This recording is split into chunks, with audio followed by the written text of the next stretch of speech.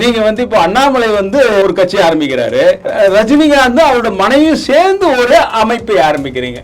என்ன இது சூட்சமா நடக்குது, என்ன நடந்துட்டு இருக்குது? விஜய்க்கு எதிராக ஒரு பெரிய திட்டங்கள் தீட்டுற மாதிரி தெரியுது. பாவீங்களா? அதாவது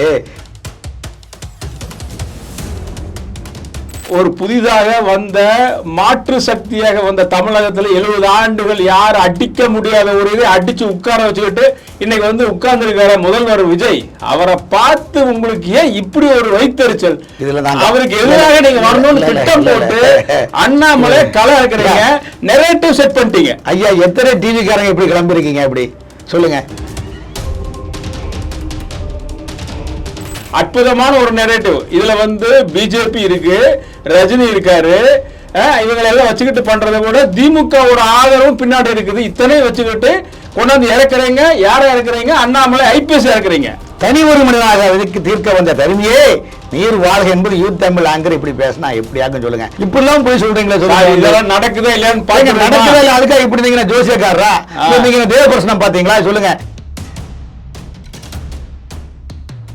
ஐயா. லதா ரஜினிகாந்த் நோக்கம் என்றால் மக்கள் மேடை என்ற அமைப்பை உருவாக்கி இருக்காங்க. அந்த அமைப்பின் நோக்கம் என்னன்னா, இந்தியாவுடைய பாரம்பரிய கலாச்சாரம், ஆன்மீகம், கால்நடை, இயற்கை வணங்குதல், சூரிய பகவானை வணங்குதல், மரங்களை வளர்க்குதல். விஜய் உட்கார்ந்து ஞாபகம் உங்களுக்கு ஒதுக்கிது. அப்படியே சோசியல் மீடியால ஒரு நாள் குழந்தைகள் கெட்டு போறாங்க, அவங்கள மைண்ட் செட் மாறி போகின்றது. ஏன் தமிழகத்தில் கூட ஒரு கட்சி ரூட் மாஃபியா என்ற டெக்னிக்கல் மூலமாக குழந்தைகளுடைய மனதை மாற்றி, அப்பா அம்மா இங்க போடு, தாத்தா பாட்டி இங்க போடு, அங்க போடு, அங்கவை சங்கவை, நீ மொத்தத்துக்கு ஊதின்னு சொல்லிட்டு ஊதி விட்டு. மாரிதாஸ் என்ன பண்ணார்? அவரோட கருத்துக்களை சொல்றாரு. அவருடைய கருத்துனா சொந்த கருத்து இல்ல, சில ஊடகங்கள்ல வர கருத்துக்கள், உண்மையா இருக்கக்கூடிய டாக்குமெண்ட் ஆவணங்களை வைத்து சில சொல்றாரு. 1-2 தவறா இருக்கலாம். ஒரு ஊடகத்தார்கள் ஒரு பத்திரிகையை புலனாய்வு வைத்து டிடெக்டிவ் செய்து ஒரு அரசனுடைய தவறுகளை சுட்டி காட்டுகின்றோம்.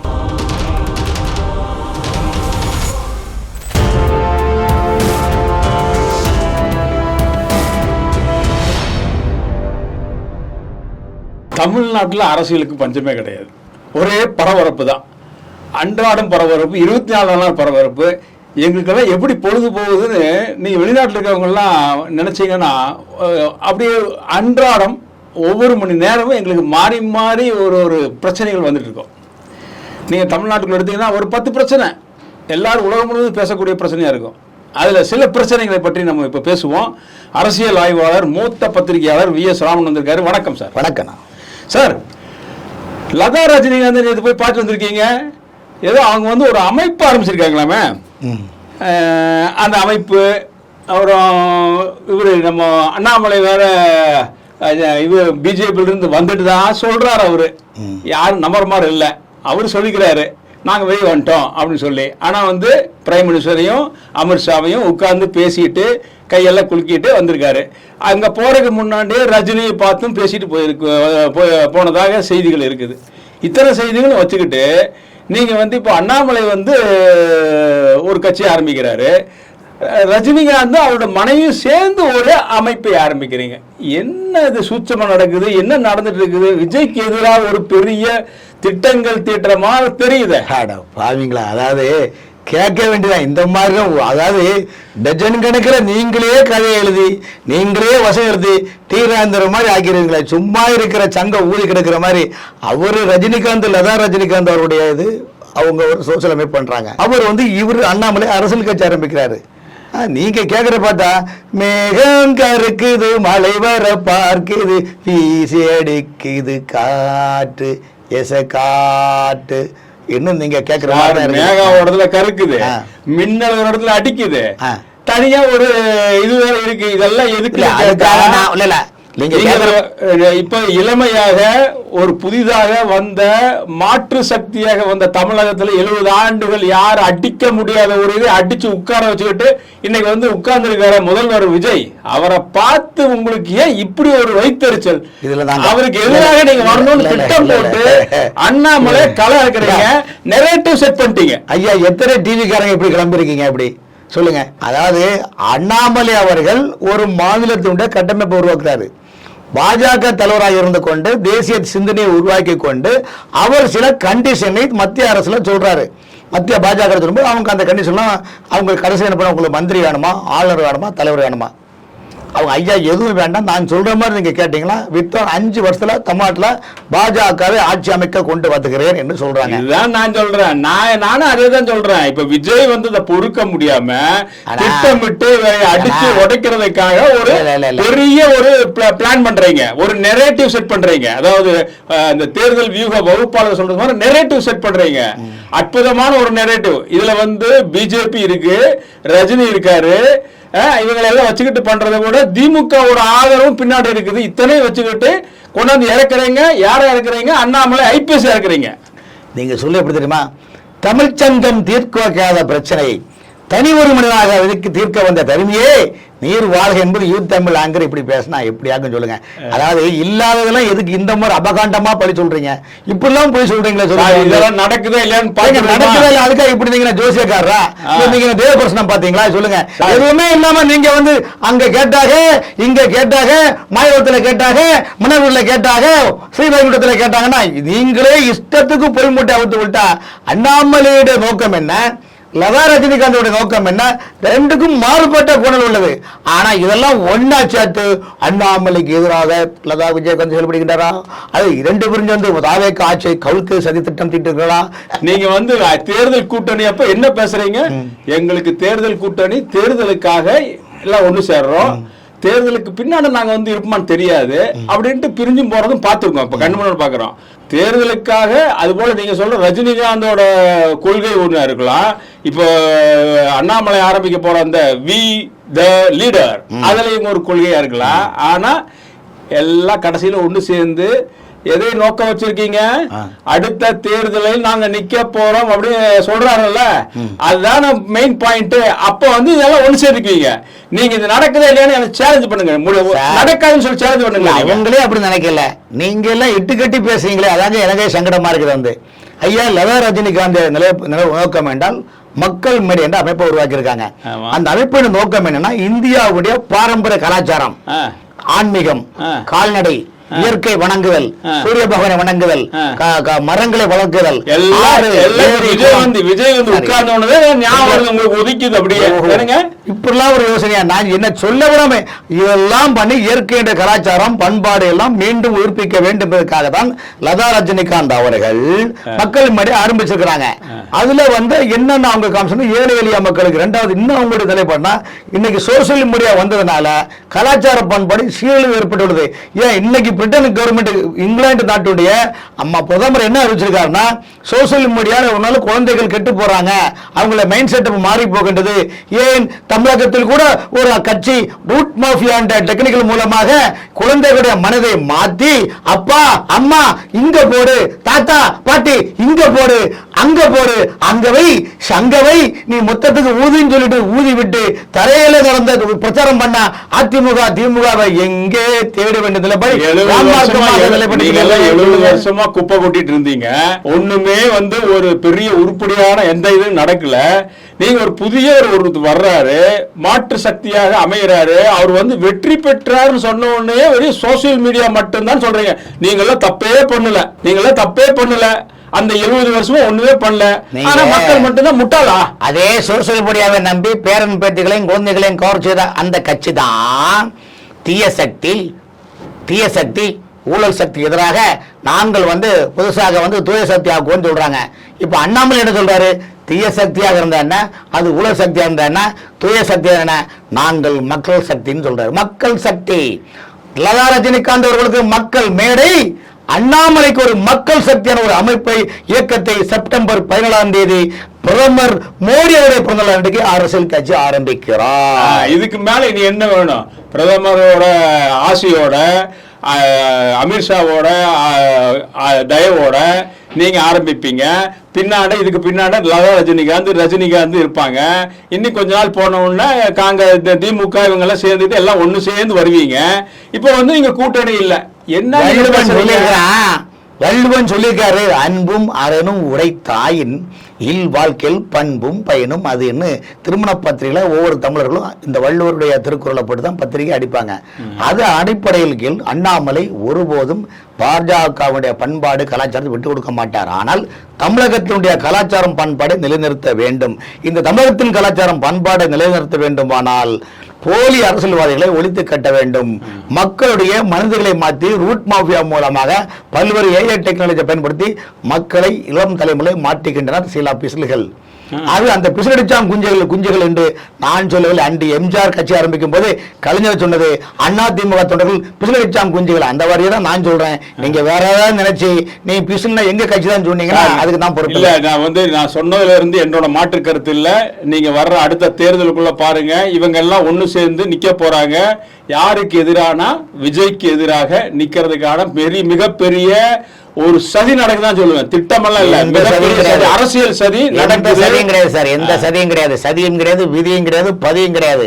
ஆனால் நீங்கள் நல்லாட்சி புரிந்து மக்களுக்கு நல்ல சேவை செய்தால் மக்கள் உங்களை ஆதரிப்பார்கள். நீங்கள் நல்லது செய்தால் மக்கள் ஆதரிப்பார்கள். நீங்கள் கெடுதல் செய்தால் திமுகவுக்கு என்ன நிலைமையோ அதிமுக என்ன நிலைமையோ அதுதான் பிசுலுக்கு என்பதை தெரிவித்துக் கொள்கிறேன். ஓகே, ரொம்ப நன்றி.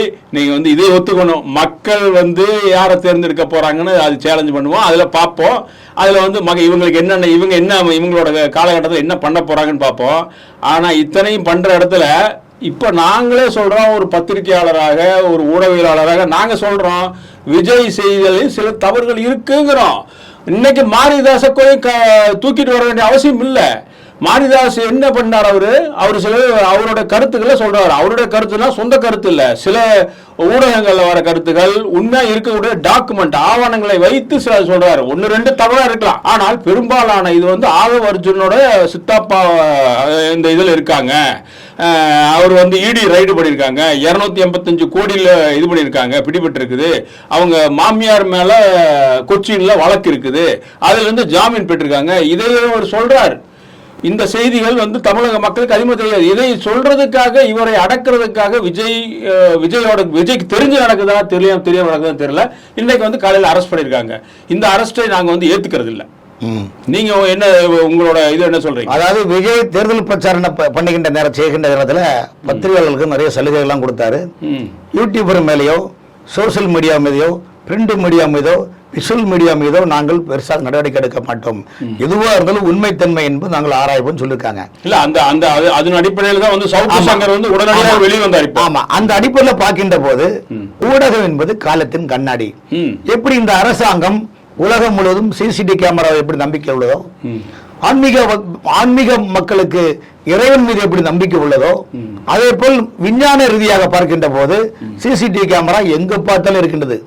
அப்படிக்கின்ற நேரத்தில் ஒரு ஊடகத்தார்கள் ஒரு பத்திரிகையை புலனாய்வு வைத்து டிடெக்டிவ் செய்து ஒரு அரசனுடைய தவறுகளை சுட்டி காட்டுகின்றோம். ஊடகம் என்பது காலத்தின் கண்ணாடி என்பது சொன்னவர் கலைஞர். நீங்கள் முகத்தில் கண்ணாடியை வச்சு எப்படி பார்க்கின்றீர்களோ அந்த கண்ணாடியில் முகம் எப்படி காட்டுகின்றதோ அதே போல் பத்திரிகை துறைகள் அந்த கண்ணாடி போல் இந்த சுட்டி காட்டுவார்கள். இதை உண்மைத்தன்மை என்ன என்பது ஒரு காலத்தில் ஜெயகாந்தன் அவர்களும் துக்ளக் ஷோ அவர்களும் கலைஞருக்கு ஆகவே ஆகாது, உங்களுக்கு தெரியும். ஆனால் அவர்கள் எந்த போதும்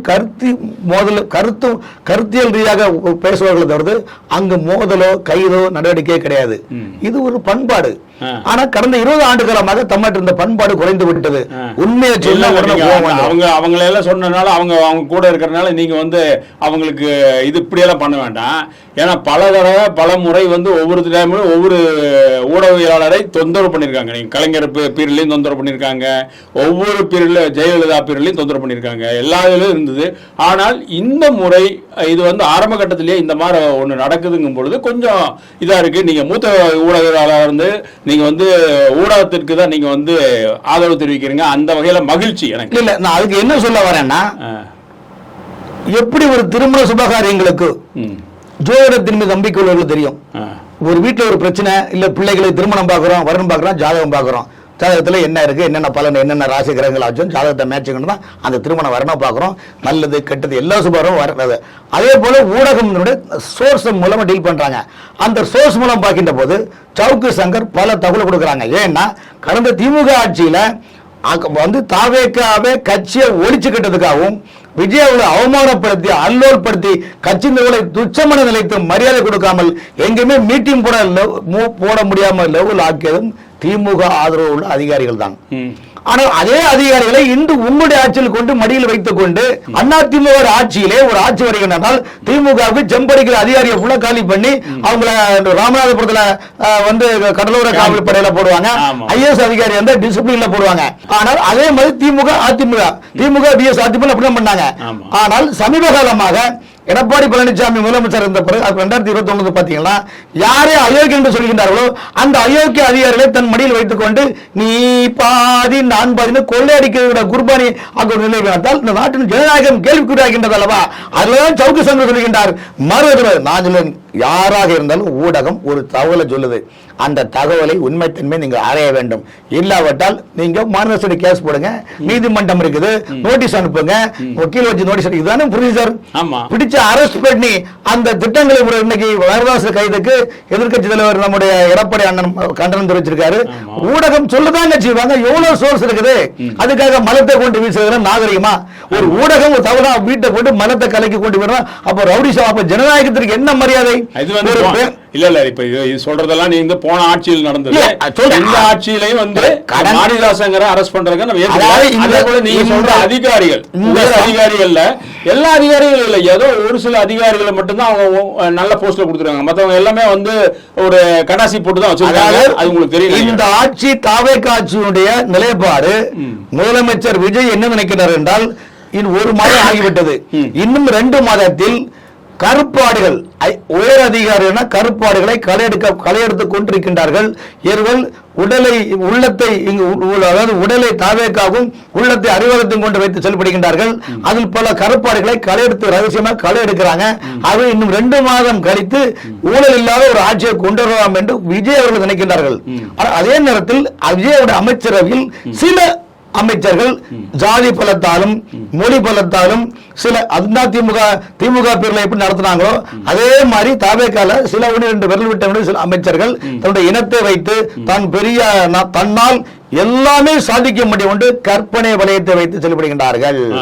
இதைத்தான் மாரிதாசும் சவுக்கு சங்கர் போன்றவர்கள் வெளிப்படையா சொல்றாங்க. அதுல உண்மைத்தன்மை விசாரிங்க. இல்ல அது நீங்க வந்து இப்ப விஜய் நேத்தும் கூட பேசியிருக்காரு, இந்த மாதிரி சமூகம் சார்ந்தோ அல்லது வேற ஏதாச்சும் இது பண்ணியோ அல்லது ஊழல் பண்றாங்கன்னு தெரிஞ்சாலும் அது யாரா இருந்தாலும், அதாவது அமைச்சர்களுக்கு அமைச்சரவை கூட்டத்தில் பேசுறாரு, யாரா இருந்தாலும் நாங்கள் நடவடிக்கை எடுப்போமுங்க. ஆனா நான் கேட்குறேன், நீங்க வந்து 6 மாசம் வந்து நாங்கள் எதுவுமே பேச மாட்டோம்ப்பா, ஒரு 6 மாசம் எப்படி நடக்குதுன்னு பார்க்குறோம் அப்படின்னு வெளியே சொல்லி போட்டு இப்போ 1 மாசம் ஆகல துடிக்குது அவங்களுக்கெல்லாம். ஏன் திமுக தலைவர் வந்து நேத்துல இருந்து அப்படி துடிச்சிட்டு இருக்காரு. திமுகவோட ஐடி விங் வந்து மிக பயங்கரமாக செயல்பட ஆரம்பிச்சிருச்சு. திமுக காரங்க எல்லாரும் மேடை போட்டு பேச ஆரம்பிச்சிட்டீங்க. எதுக்கு அப்படி ஒரு இது? கொஞ்சம் விட்டு கொடுங்களேன், ஒரு 6 மாசம் விடலாம்ல. திமுக காரங்க அப்படியே இருக்கிறாங்க. ஏங்க அவங்க ருசி கண்ட பூனைகள். நாட்டிலேகம் தயாரிப்பதற்கு காட்டு பூனைக்கு தீனி போட்ட கதை போல் அவர்கள் தின்று ருசி கண்டவர்கள். அந்த ருசி இருக்க விடுமா ஐயா? 1 மாதம் ஆகிவிட்டது. தன் மகனுக்கு அந்த சேரை ரெடி பண்ணிருந்த சேரை இன்று என்னென்ன பட்டத்து ராஜாவும் பட்டாள சிப்பாயும் ஒன்றான காலம் ஏது? என் மாமனாரே என் மாமியாரே உங்க மரியாதை என்னாவதுன்னு யார் மாமனாரு யார் மாமியார் கூட்டி கழிச்சு பாருங்க, நீங்களே சரி போதுறீங்க. இதுக்கு நான் விளக்கம் சொல்ல மாட்டேன். இது எம்ஜிஆர் பாடல், ஒரு சுறுசுறுப்பான பாடல், அதுல 1000 அர்த்தங்கள் உள்ளது. அதே போல் திமுகவினர் எப்படியாவது வெற்றி பெற வேண்டும், நமது கோட்டையை பிடிக்க வேண்டும் என்று நினைத்தார்கள். அது பலிக்கவில்லை. காரணம் என்றால் வான் மார்க்கத்தில் வந்த தாவேகா வெட்டி. அதனால்தான் ஸ்டாலின் சொல்றார் இந்த ஆட்சி எனக்கு தெரிஞ்ச அளவுக்கு திமுக தலைவர்கள் பயம் வந்துருச்சுன்னு நினைக்கிறேன், அச்சம் வந்துருச்சு. ஏன்னா அவர்கிட்ட கேட்டுட்டு போன விசிகே, கம்யூனிஸ்ட் கட்சி, IUML இந்த மாதிரி அமைப்புகள்லாம் சேர்ந்து இன்னைக்கு வந்து முழுமையாக அவர்கள் வந்து மாறிட்டாங்க. அவர்கள் வந்து விஜயோட துணைக்கு போறதுக்கு ரெடியா இருக்காங்க. இன்னைக்கு வரைக்கும் இந்த நிமிஷம் வரைக்கும் அவங்க ஓப்பனா பேசுறாங்க. காரணம் தெரியுமா? அதனால இந்த திமுக தலைவருக்கு பயம் வந்துருச்சா? அதுக்கு காரணம் தெரியுமா? திமுக கட்சியில் கூட்டணி அங்க வைத்தவர்கள் வெற்றி பெற்ற 2 MLA 3 MLAக்கள் இப்ப என்ன ஆகி போச்சுன்னா அவர்களுக்கு மந்திரி கொடுத்தாச்சு. இப்ப மந்திரி கொடுத்தாருன்னா ஆஹா என்னடா விசிகேக்கு சரித்து தமிழ்நாட்டுல திமுக இருந்தா மந்திரி குறைச்சிருக்குமா? சொல்லுங்க, ஐஎம்எல்ல போய் கிடைச்சிருக்குமா, காங்கிரஸ் கிடைச்சிருக்குமா? ஆமா. இப்போது எல்லாமே 70 வருஷமா இப்போது ஏமாத்திட்டு இருந்தீங்க. ஆமா, இப்போது திமுக கூட்டணியிலிருந்து வெளியில் வந்தவர்னா எல்லோரும் தாவேக அமைச்சர்கள் பங்கு பெற்று கல்யாண சமையல் சாதம் காய்கறிகளும் பிரமாதம், இது கௌரவ பிரசாதம், இதுவே எனக்கு போதும். காங்கிரஸ் கட்சியில இருந்து சிலதெல்லாம் சேர்த்துக்கிறீங்க, ஐயுஎம்எல்ல இருந்து சிலதெல்லாம் கூப்பிட்டு சேர்த்துக்கிறீங்க. என்னங்க இது ஸ்டாலினோட இது நல்லா இருக்கா? அரசியலில் ஒரு பெருந்தன்மையே தெரியலையே. அரசியல் பெருந்தன்மையை பார்த்தா அந்த வீட்டுக்குள்ளதான் இருக்கணும் ஐயா. அரசியல்ல போய் புரட்டு, இந்த ரெண்டு தான் திரட்டு, கை ஊட்டு. பத்திரப்பதிவு துறையில பெரும் ஊழல் நடந்துருது. கிட்டத்தட்ட 40 லட்சம் ரூபாய் வந்த அன்னைக்கே அடிச்சு தள்ளிட்டாங்க. இப்போ ஒவ்வொரு விஷயத்துல அப்படிதான். நீங்க இதுல பாத்தீங்கன்னா மின்சார துறையில பாத்தீங்கன்னா போய் அடிச்சு உடைக்கிறாரு. அந்த மின்சாரத்தை நேத்து ஒன்று சொல்லியிருக்காருங்க, அதை உங்ககிட்ட கேட்கணும்னு நினைச்சேன். காங்கிரஸ் இல்லாம திமுக ஜெயிக்கிறதுக்கு வாய்ப்பே இல்லை அப்படின்னு சொன்னாரு. ஒரு இது இபி மினிஸ்டரும் சட்ட அமைச்சரும் சிடி நிர்மல் பேச ஒரு நகைச்சுவை நாடகத்தில் ஒரு வசனம் தான், அவ்வளவுதான். ஒரு நாடகம் நடக்கின்றது, அந்த மேடையில வசனம் தேவையில்லவா? அந்த வசனத்தில் இது ஒரு வசனம் தான் நினைக்க முடியும். காரணம் என்றால் காங்கிரஸ்க்கு திமுக என்பது ஒரு ஆலமரம். RS சொல்லுவாரு, எங்களுடைய இயக்கம் பலருக்கு சமாதி வைத்துள்ளோம், பலருக்கு மாலையும் போட்டு உள்ளோம். வார்த்தை புரிஞ்சிருக்கேன். எங்களை எதிர்த்தவர்களுக்கு சமாதி கிட்டுள்ளோம், சமாதிக்கு மட்டும் மாலையும் போட்டுள்ளோம். ரெண்டும் ஒண்ணுதான். மாலை போடாம சமாதியாக்க முடியுமா? மாலை போட சமாதியாக்க முடியும், ஆனா பண்ண முடியாது. ஆனா இப்ப வந்து 2 எம்எல்ஏ வச்சிருக்க ஆட்கள் எல்லாம் உங்களை விரல விட்டு ஆட்டிட்டு இருக்காங்க ஸ்டாலின் சார். அதுக்கு என்ன சார் பண்ண முடியும்? அதாவது இப்ப வந்து ஒரு விஷயம் சார், திமுகவுடைய மனநிலை இப்ப என்னன்னா, இருக்கிற நம்ம கட்சி எம்எல்ஏக்கள் உடஞ்சி போகாம வெளியே போகாம, இன்னைக்கு அதிமுக நிலைமை என்ன, ஒவ்வொரு செங்கலையா பூச்சிட்டு இருக்கிறது தாவேக்கா, ஒவ்வொரு செங்கலை பூச்சிட்டு கட்சியை நாசம் பண்ணி, கட்சி இப்ப நிலைமை என்னன்னா சட்டி சுட்டதாடான்னு ஒரு நிலைப்பாடு இருக்கின்றது. இதெல்லாம் பார்த்து கொண்டு திமுக என்னன்னா, நம்ம வீட்டு பிள்ளைங்களை பத்திரமா பாதுகாத்துருவோம், இந்த தோல்விக்கு நம்ம தாப்பா காரணம் சொல்லிட்டு போனோம்னா பிரச்சனையே கிடையாது, எதுக்கு தேவையில்லாம. ஆகவே திமுக இப்போ எடுக்கிற நடவடிக்கை எல்லாமே தன் கட்சியை காப்பாற்ற வேண்டும், தன் கட்சி எம்எல்ஏக்களை பத்திரமா பாதுகாக்க வேண்டும் என்ற நிலைப்பாட்டுக்கு தான் கண்ணே காவலில் இருக்கின்றாலும் தவிர்த்து அப்பப்போ உதயநிதி வந்து கதை வசனம் சொல்லுவாரு. நான் பாருங்க, நான் இதெல்லாம் முடியாது, தாவேக்கா சிறு பிள்ளைத்தனமான ஆட்சி, ரியல் ஆட்சி அல்ல, வசனமலை பொழியாதீர்கள். ஏன்னா இங்க ஒரு வசனம் இப்படி ஒரு நிலைப்பாட்டுக்கின்ற காரணம் தாண்டி நாங்க 108 ஜெயிச்சு உட்கார்ந்து இருக்கோம், இன்னைக்கு 118 உட்கார்ந்து இருக்கோம். ஒரு மாசம் முதல்வராக உட்கார்ந்து காமிச்சிட்டோம்ல, இருங்க பாப்போம் ஐயா. இப்போ இப்ப நாங்க ஐயா என்ன பேச விடுங்க ஐயா. இந்த ஒரு மாசம் ஓடுது இல்லையா, அது ஒரு மாசம் ஓடுதோ, ஒரு வருஷம் ஓடுதோ, 3-5 வருஷம் ஓடுதோ, எல்லா வீட்டுக்கும் மேல ஒருத்தர் இருக்கிறான் ஐயா. ஐயா அவன் பாத்துருவான் ஐயா, பரம்பொருள் பாத்துருவான் ஐயா. யாரு மோடி சொல்றீங்க? அது என்ன தெரியும், எல்லாம் மேல உள்ள பாத்துருவான் ஐயா. மேல டெல்லி சொல்லோ அவன் பாத்துருவான், அவன் பார்த்து கொண்டே இருக்கிறான். இப்பதான் ஒரு டெல்லி விசிட் போயிட்டு வந்தாரு, ஒரு 9 பேரோட சேர்ந்து எல்லாம் போயிட்டு வந்தாரு. பிரைம் மினிஸ்டர் பார்த்து வந்தாரு, நிர்மலா சீதாராமன் பார்த்துட்டு வந்தாங்க. இப்ப மறுபடியும் 10ஆம் தேதி போறாரு.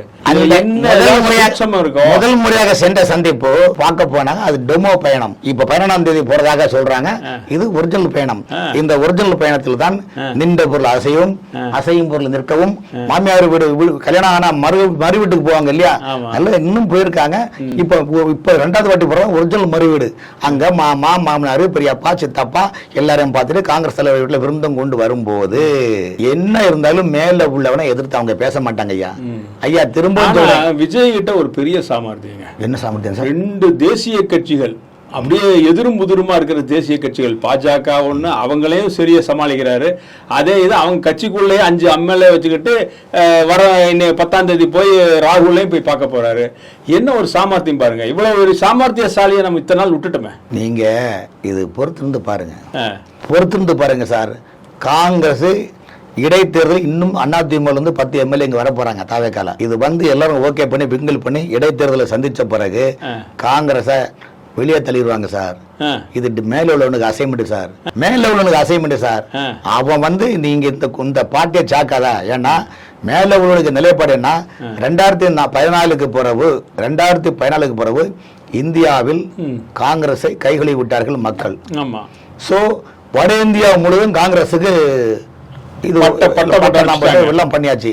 இப்ப தென்னிந்தியாவில் தெலுங்கானா, கர்நாடகா, கேரளா ஆட்சி இருக்குது. தமிழ்நாட்டுல கூட்டணி என்ன சொல்றாங்க, இந்த கூட்டணி ஒன்றும் நிக்காது சார். இந்த கூட்டணி இடைத்தேர்தல் முடிந்தவுடன் காங்கிரஸை கிளட்டி விடுவார் விஜய். அதுல எந்த மாற்றமும் கிடையாது.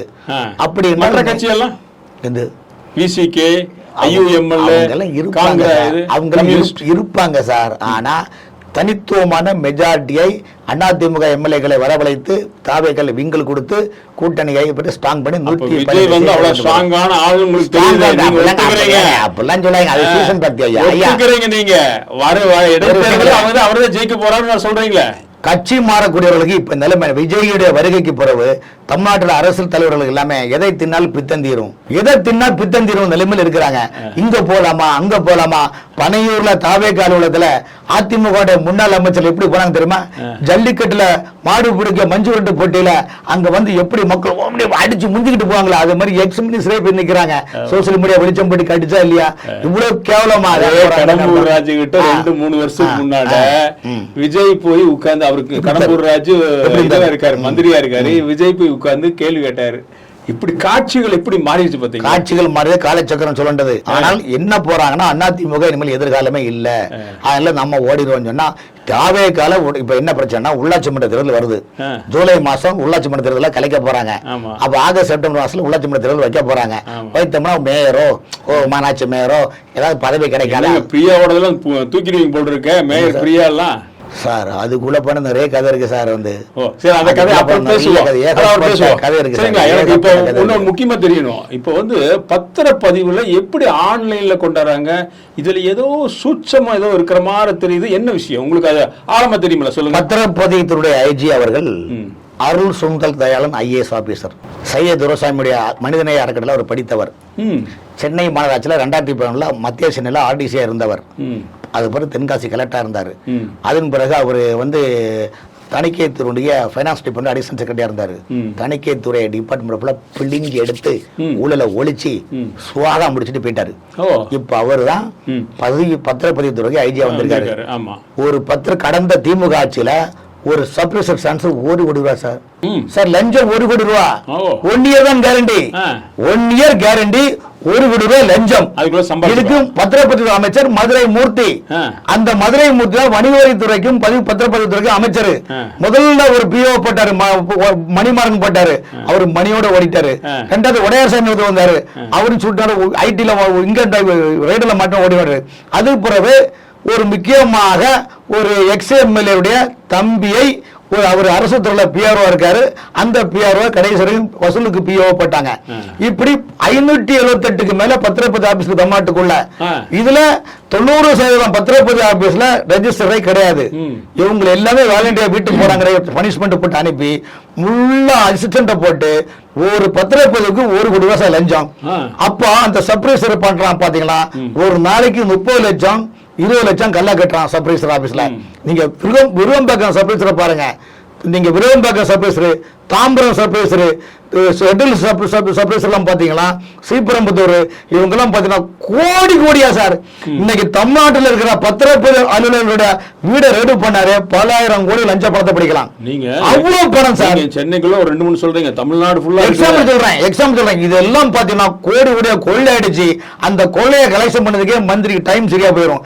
அப்படிப்பட்ட துறையை இன்னைக்கு அருள் சுந்தர் தயாளன் IAS அவர்கள் வந்து கரெக்டா நூல் பிடிச்சு எல்லாமே ஆன்லைன்ல வாங்கலாம், ஆன்லைன்ல வாங்கன்னு சொல்றாங்க. இப்ப ஆன்லைன்ல போகும்போது என்ன ஆகும்னா, ஒவ்வொரு பத்திரப்பதிவு அலுவலகத்தை நம்பி நூற்றுக்கணக்கான டாக்குமெண்ட் ரைட்டர் இருக்கிறாங்க. இப்ப டாக்குமெண்ட் ரைட்டர் தான் இதை பண்ணி கொடுக்க போறாங்க ஆன்லைன்ல, புரிஞ்சுதா? ஏன்னா சாமானிய மக்களுக்கு அதோட நுழைவு சொல்லிகள் லீகல் ஆக்ட் எல்லாம் தெரியாது. வந்து டாக்குமெண்ட் ரைட்டர் தான் ஏஜென்ட்டா இருந்தாங்க. ஆமா. இப்ப ஆன்லைன்ல அருள் சுந்தர் தயாளன் அவர்கள் ஊழலை போக்க, கையூட்டை போக்க ஆன்லைன்ல கொண்டு வான்னு சொல்றாங்க. நான் ஒண்ணு சொல்றேன், பத்திரப்பதிவு வீடு கட்டுற பிளான் அப்ரூவ் வாங்குறீங்க, இந்த வீடு கட்ட பிளான் அப்ரூவல் வாங்குறதுலயுமே ஆன்லைன்ல தான் அப்ளை பண்ணணும். ஆனா நீங்க ஆன்லைன்ல அப்ளை பண்ணாலும் சம்பந்தப்பட்ட அதிகாரியா பார்த்து கொடுக்கறத கொடுத்தாதான் இல்லட்டா அந்த ஜாக்கெட்டை லாக் பண்ணி வச்சிருவாங்க. அந்த ஒவ்வொன்றுக்கும் ஒரு பாஸ்வேர்டு கொடுத்து ஜாக்கெட்னு சொல்லுவாங்க. ஜாக்கெட்டை லாக் பண்ணி வச்சிருவா நீங்க சுத்திட்டே வேண்டியதான். அது சரியில்லை, இதுல கம்ப்யூட்டர் ஆள் இல்லை அப்படின்னு ஏமாத்திடுவான். அதே போல கலந்த கவர்மெண்ட்ல G+2 ஃப்ரீ கொடுத்தாங்க. ஸ்மால் இண்டஸ்ட்ரியலுக்கு 1000 ஸ்கொயர் ஃபீட் வரைக்கும் இலவச அப்ளை பண்ணி எடுத்துக்கலாம் சொன்னாங்க. ஆனா சொன்னாங்களே தவிர்த்து அந்த மாநகராட்சி நகராட்சியில போனா டவுன் பிளானிங் அதிகாரிங்க ஒரு கிச்சனுக்கு இவ்வளவு பணத்தை கொடு, BLT இவ்வளவு பணத்தை கொடுன்னு கொள்ளதான் அடிக்கிறாங்க. அந்த அளவுக்கு தமிழ்நாட்டுல வந்து கோயம்புத்தூர் மாவட்டம், திருப்பூர் மாவட்டம், மதுரை மாவட்டம், ஈரோடு மாவட்டம், திருச்சி மாவட்டம், ஏன் சென்னை மாநகராட்சியில எல்லாம் டவுன் பிளானிங் டிபார்ட்மெண்ட் அதிகாரிங்க புகுந்து, ஏன்னா உங்களுக்கு தெரியாது இல்ல அந்த அளவுக்கு கொள்ளை அடிச்சாங்க. அது உதாரணத்தை சொல்றேன். அதே போல பத்திரப்பதிவு அலுவலகம் கொள்ளைகளின் கூடாரம், மாஃபியாக்களின் கூடாரம், கரப்ஷன் ஃபெயிலியர்களின் கூடாரம். அந்த கூடாரத்தை அருள் சுந்தர் தயாளன் வந்து எல்லாம் ஆன்லைன்ல கொண்டு வந்து சொல்லிருக்காரு. ஆனால் ஆன்லைன்ல கொண்டு வந்தாலும் ஆடின காலம் பாடிய வாயின் சும்மா இருக்க மாதிரி கை நவச்சிட்டே இருக்கு இல்லையா? அதுல சப்ரைசர் ஆபீசர் உடனடியாக அந்த லஞ்ச ஒழிப்புல பிடிச்ச அவங்க வீடெல்லாம் ரெய்டு பண்ணா கண்டிப்பா அருள் சுந்தர் தயாளன் நல்ல திட்டம். அது மட்டும் இல்ல, ஏற்கனவே இந்த புது கவர்மெண்ட் வந்தவொடனே நம்முடைய விஜிலன்ஸ் துறையை சேர்ந்தவங்க ஒரு 60 பத்திரப்பதிவு ஆபீசர் ரெய்டு பண்ணி 40 லட்சம் ரூபாய் கிட்ட கணக்கில்லாத பணத்தை கைப்பற்றினாங்க. இப்போ பத்திரத்துறை பதிவுத்துறையில இனிமேல் லஞ்சம் ஒழிஞ்சிரும் இந்த மாதிரி இதுன்னு சொல்றீங்க. ஆன்லைன்ல கொண்டு வந்தா ஆன்லைன்ல போன இதுலயே நீங்க டவுன் பிளானிங் இது வீடு கட்டுறதுக்கு அந்த பிளானிங் எல்லாம் வந்து நம்ம கார்பரேஷனுக்கோ அல்லது நகராட்சிக்கு அல்லது உள்ளாட்சிக்கு கொடுக்கும் பொழுது நம்ம வந்து முதல்ல ஆன்லைன்ல தான் பண்ண சொல்லியிருந்தாங்க. அதெல்லாம் அது உண்மைதான் சார். ஆமா, அது உண்மைதான். அப்ப இருந்தாலும் அது பணம் வேலையாக இல்ல சார். நீங்க என்னதான் ஆன்லைன்ல பண்ணாலும் இப்ப உதாரணத்துக்கு பாத்தீங்கன்னா கோயம்புத்தூர் மாநகராட்சி, திருப்பூர் மாநகராட்சி, கோயம்புத்தூர் மாநகராட்சியோட டவுன் பிளானிங் அதிகாரியான ஊழல் திமிங்கலமான ராஜசேகரை திருப்பூர் மாநகராட்சி இன்சார்ஜ் போட்டாங்க. திருப்பூர் மாநகராட்சியில் அந்த ஆள் போறதே கிடையாது. திருப்பூர்ல இருந்து பிளானிங் பேப்பர் எல்லாமே கோயம்புத்தூர் நகர கார்பரேஷன்ல கொண்டு வச்சு அங்க வந்து கமிஷனரும் இந்த டவுன் பிளானிங் ஆபீசரும் கூட்டு கொள்ள அடிச்சு விட்டாங்க. அது வந்து 2 நாளுக்கு முன்னாடி பெரும் புகார் வந்து இப்ப கோயம்புத்தூர் மாநகராட்சியில விழுப்புரம் நகராட்சியில இருந்த டவுன் பிளானிங் ஆபீசர் தாமோதரன் ஒருத்தர கோயம்புத்தூர் மாநகராட்சி கொண்டு போட்டுருக்காங்க. ஏன்னா கோயம்புத்தூர் மாநகராட்சியில பாத்தீங்கன்னா ஒரு ஸ்கொயர் ஃபீட்ல அவ்வளவு கோடி கோடியா சார், கோடி கோடியா கொள்ளடிக்கிறாங்க. அப்ப இந்த ஊழல் அதிகாரி மேல என்ன நடவடிக்கை எடுத்தீங்க? இப்ப தமிழ்நாட்டுல வந்து இந்த ஆட்சி மாறியாச்சு. இப்ப நகராட்சி செயலராக ககன் சிங் பேடின்னு ஒருத்தர் போட்டுக்கிறாங்க. இந்த ககன் சிங் பேடி யாரு? சென்னை கார்பரேஷன்ல கமிஷனர் இருந்தவர். அந்த கமிஷனர் வந்து இப்ப இந்த திமுக தாவேக முதலமைச்சரை ஏமாத்தி நான் ரொம்ப ஆனஸ்ட் நடிச்சுக்கிட்டு இப்ப உள்ளுக்குள்ள 2 முகமுடியா போட்டு வராங்க. இது முதலமைச்சருக்கு தெரியாது. ஆக முதலமைச்சர் விஜய் அவர்கள் நல்லாட்சி கொடுக்க வேண்டும் நினைக்கிறார்கள். அருள் சுந்தர் தயாளன் போன்ற சிஎம்முடைய செக்ரட்டரி செந்தில்குமார் போன்ற நேர்மையான அதிகாரிகள் உள்ளார்கள். ஆனால் அதற்குள்ளே அதிகாரி என்ற பொருள் பல கருப்பாடுகள் உலா வந்து கொண்டிருக்கிறார்கள். அந்த கருப்பாடுகள் ஜாதியை வைத்தும் மொழியை வைத்தும் மதத்தை வைத்தும் தங்களுடைய சுயநலனை பெருக்கிக் கொள்கின்றார்கள். இது முதலமைச்சர் பார்வைக்கு தெரியாது. இதெல்லாம் தெரிந்து களை எடுத்து லஞ்ச ஒழிப்புத்துறை அனுப்பி ஈடியா வச்சு ஊழல்வாதிகளை கருப்பு பணத்தை கைப்பற்றினால் தமிழ்நாட்டிற்கு கடன் வாங்க வேண்டிய அவசியமே இல்லை சார். அவ்வளவு பணம் சார். கொள்ளைகளுடைய உச்சத்தின் காரணம் என்றால் கடந்த 15 ஆண்டுகளமாக நீங்க பில்டரை கேட்டு பாருங்க. நீங்க ஒண்ணு இல்ல சார், உங்களுக்கு தெரிஞ்ச பிறகு நான் கோயம்புத்தூர், திருப்பூர், மதுரை, திருச்சி, சென்னையில உங்களுக்கு தெரிஞ்ச பில்டரை கேட்டு பாருங்க, கண்ணீர் விட்டு ஆடுவாங்க. கவுன்சிலுக்கு தண்டம் கட்டணும், அங்குள்ள மேயருக்கு தண்டம் கட்டணும், மண்டல தலைவருக்கு தண்டம் கட்டணும், சேர்மனுக்கு தண்டம் கட்டணும். எல்லாம் கட்டி முடிச்சுட்டு நீங்க வீடு கட்டணும் எடுத்தீங்கன்னா எல்லா பொருளும் எனக்கு விலை ஏறி போச்சு. விலை ஏறி போச்சு சார். சார் ஒரு விஷயம் சார், விலை ஏறுவது என்ன தெரியுமா அர்த்தம்? நிதி சுமை. அதுக்கு அடுத்து பாத்தீங்கன்னா அரசியல் புதிய கவர்மெண்ட். அப்ப அந்த கம்பெனிக்காரன் ஒவ்வொரு கம்பெனிக்காரனும் ஆளுங்கட்சிக்கு ஏதோ கைச்செலவு கொடுப்பாங்க. அப்படி வச்சிருக்கிறேன். அப்போ அந்த கைச்செலவு கொடுக்கிற பல கோடிகளை எங்கிருந்து எடுப்பாங்க ஐயா? விலை ஏற்றினாதான் எடுக்க முடியும். ஆகவே மக்கள் நலம் மக்கள் நலம் என்றே கூறுவார், தன் மக்கள் நலம் ஒன்றேதான் மனதில் கொள்ளுவார் என்று எம்ஜிஆர் படப்படப்பில் இந்த ஆளக்கூடிய அரசியல்வாதி எல்லாமே இதுதான் சார். வந்து விஜய் நல்லாட்சி புரிய வேண்டும் நினைக்கின்றார். ஆனா விஜயுடைய அமைச்சரவையில் பல அமைச்சர்கள் காசேதான், கடவுளடா, அந்த கடவுளுக்கும் இது தெரியுமடா என்ற நிலைப்பாடு தான் உள்ளது. இந்த செய்தியெல்லாம் நிறைய செய்திகள் இருக்குது. இதை வந்து விஜய் வந்து சரியா கொண்டு போகணும். விஜய் ஓரளவுக்கு நேர்மையானவர் அப்படிங்கிறது வெளிப்படையாக மக்கள் நம்புறாங்க. அதனாலதான் அவருக்கு வந்து 108 எம்எல்ஏஸ் அவர் கொடுத்து வின் பண்ண வச்சிருக்காங்க. இன்னும் கொஞ்சம் சேர்த்து கொடுத்துருக்கலாம் அப்படின்னு அவரே நினைக்கிற அளவுக்கு சொல்லியிருக்காரு. அது அடுத்த தடவை வந்தறதுக்கு வாய்ப்பு இருக்கு. ஆனால் இன்னும் வந்து எந்த பிரச்சனையும் வராம இப்ப ஓரளவுக்கு வந்து இதையெல்லாம் இந்த எங்கெங்க இடைஞ்சல்கள் இருக்கோ, எங்கெங்க தொந்தரவுகள் இருக்கோ, எங்கெங்க கையூட்டுகள் இருக்கோ அதெல்லாம் அடிச்சு உடைச்சு வெளியே வந்தாருன்னா விஜய் தான் என்னைக்குமே முதல்வர். நன்றி, வணக்கம்.